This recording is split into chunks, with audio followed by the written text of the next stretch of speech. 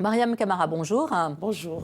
Alors, vous êtes guinéenne, directrice de l'agence de communication Bantou et cofondatrice de l'ONG Wafrika, Women of Africa, qui milite pour un développement durable en Afrique. Alors, dans 2 semaines, vous allez participer au Diafine, qui est une série de tables rondes sur l'inclusion financière sur le continent, et notamment à l'égard des femmes et des jeunes. Alors, si on parle d'inclusion financière, c'est que nécessairement, il y a une exclusion majeure. Absolument, il y a une exclusion majeure. La problématique de l'exclusion des couches vulnérables est au cœur donc du Diafine et du sujet sur le continent aujourd'hui. Et vous savez, l'Afrique est féminine majoritairement, elle est majoritairement jeune. Plus de 60% des populations.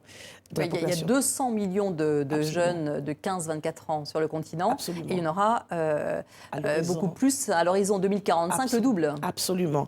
Et dans la plupart des pays, plus de 50% de la population est féminine. Et ces deux grandes couches représentent une force un potentiel inexploité pour les économies et les écosystèmes économiques de nos pays.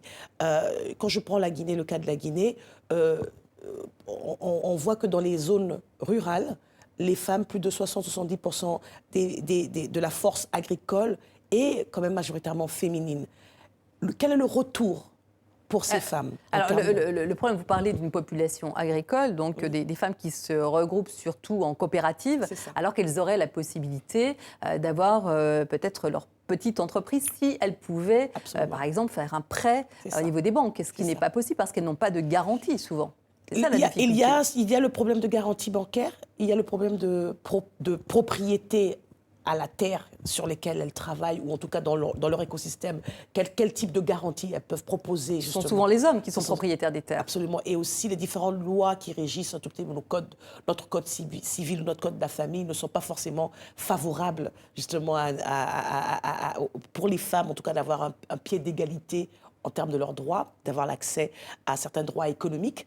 Donc, il y a tout ça qui est dans le background, si je peux dire, en tout cas, qui est là, qu'il faut prendre en compte. Et après, là, on est en train de parler de leur inclusion. Alors, il y a l'inclusion. On le voit sur ces images. Les femmes sont très inventives, très productives. Là, on le voit, donc, cette fabrique de savon. Mais ça peut être tout autre chose. Oui, de plus en plus, nous sommes en train de nous poser la question, est-ce qu'on reste dans des micro-crédits pour des micro-activités, ou est-ce qu'il y a un savoir-faire qui peut passer à une échelle plus grande, avec plus de moyens mis à disposition pour justement ces femmes qui se mettent en groupe ou en coopérative. Et c'est pareil pour les jeunes. Il y a de plus en plus de créativité, d'innovation. La technologie qui vient sur le continent est très importante. Et donc, il y a aussi cette question de digitalisation, et de comment est-ce qu'on peut inclure ces populations dans la vague qui est en train de venir en Afrique. D'où l'inclusion financière. Oui. Alors donc vous allez y réfléchir dans 2 semaines. Quels sont les partenaires sur lesquels vous allez pouvoir vous appuyer pour que ces femmes, ces jeunes puissent faire des prêts au niveau des banques? Parce qu'il faut rappeler que dans le pays, il y a seulement 23% de la population d'adultes qui détiennent des comptes bancaires. Et ça, je parle de la ville, mais en campagne, il s'agit plutôt de 18% de la population, donc c'est quand même très très faible.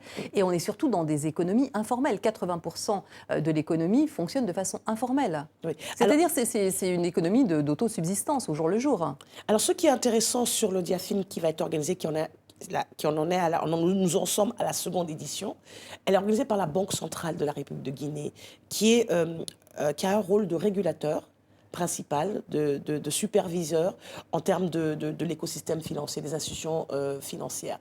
Donc, au-delà de son rôle sur la politique monétaire du pays, la Banque centrale de Guinée a un rôle très important. Alors, ce qui est important, c'est mettre des acteurs comme la Banque centrale autour de la table avec d'autres acteurs au niveau donc de l'économie numérique, comme le ministère de l'économie numérique, comme le ministère des Mines. Le secteur minier est un secteur très stratégique en Guinée. Le ministère de l'Agriculture. Oui, parce que c'est un pays qui figure parmi les plus pauvres, alors que c'est un pays riche, d'un point de vue agricole et d'un point de vue potentiel. Absolument. Et ce que nous nous sommes rendus compte, c'est qu'il y a des politiques et des programmes et des lois qui sont adoptées pour servir les populations. Mais il y a un problème à plusieurs niveaux d'ailleurs. L'éducation financière. les populations n'ont pas forcément On peut parler confiance. d'éducation tout simplement, puisque la majorité des filles ne vont pas à l'école. La priorité est toujours donnée aux garçons. Oui, il y a ce problème, il est là, il existait depuis. Mais aujourd'hui, on a vu aussi dans certains systèmes que malgré le gap qui existe en termes de scolarisation des filles ou même des scolarisation des jeunes, dans les populations rurales, on voit de plus en plus de solutions innovantes pour pouvoir faire la différence et rattraper ce retard. Et donc aujourd'hui, on voit que les femmes, même qui sont non alphabétisées, utilisent l'outil technologique qui est le téléphone mobile pour pouvoir appeler d'une localité à l'autre, pour pouvoir fixer les prix lorsque, par exemple, elles doivent aller vendre dans un marché. Donc aujourd'hui, la solution, ce serait de voir comment pallier la pénétration de l'Internet dans les différentes communautés villageoises et rurales, et cette possibilité donc de l'inclusion financière avec justement la finance technologique mobile. Là, vous parlez de la digitalisation qui ne peut exister que s'il y a de l'électricité. Et l'un des problèmes majeurs, ça reste le câblage électrique. Bien sûr, et ça, vous savez, c'est un gros problème sur lesquels je crois que la plupart des gouvernements, et particulièrement en Guinée aussi, travaillent sur les barrages électriques, en tout cas pour améliorer la couverture d'électricité. Je ne peux pas parler techniquement de ce type de programme. Ce que je peux dire, c'est que l'intention, elle est là, à travers cette série de dialogues, c'est de mettre ensemble les acteurs, les décideurs qui vraiment régissent tout l'ensemble de l'écosystème, et de ramener les bénéficiaires, les entrepreneurs issus de ces communautés, pour pouvoir dire voilà ce qui se passe, voilà ce qui ne va pas. Est-ce qu'on peut améliorer l'accès au financement? Parce que l'économie de marché, elle est là. Les entrepreneurs, ils sont là, ils ont besoin de produire et ils ont besoin d'appui. Qu'est-ce qu'on fait? Comment c'est fait? Qu'est-ce qu'on fait? Parce que 60% de la jeunesse est au chômage. Oui. Voilà, une jeunesse parfois diplômée, mais qui ne trouve pas de travail parce qu'il n'y a pas forcément non plus d'adéquation entre le diplôme et la possibilité de travailler. Donc ça veut dire éventuellement monter une petite société, mais il faut avoir accès à un prêt. Oui, aujourd'hui, il y a des expériences issues d'autres pays sur le continent qui marchent, qui ont produit des résultats. On a vu aussi des projets pilotes.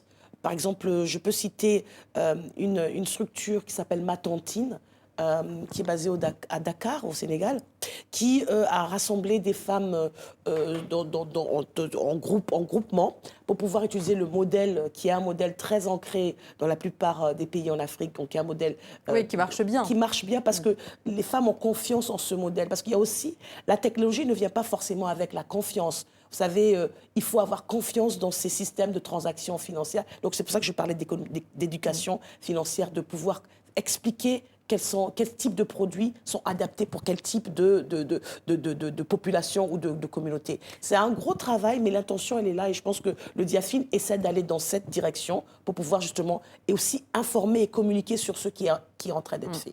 Donc l'idée, c'est de passer à la vitesse supérieure.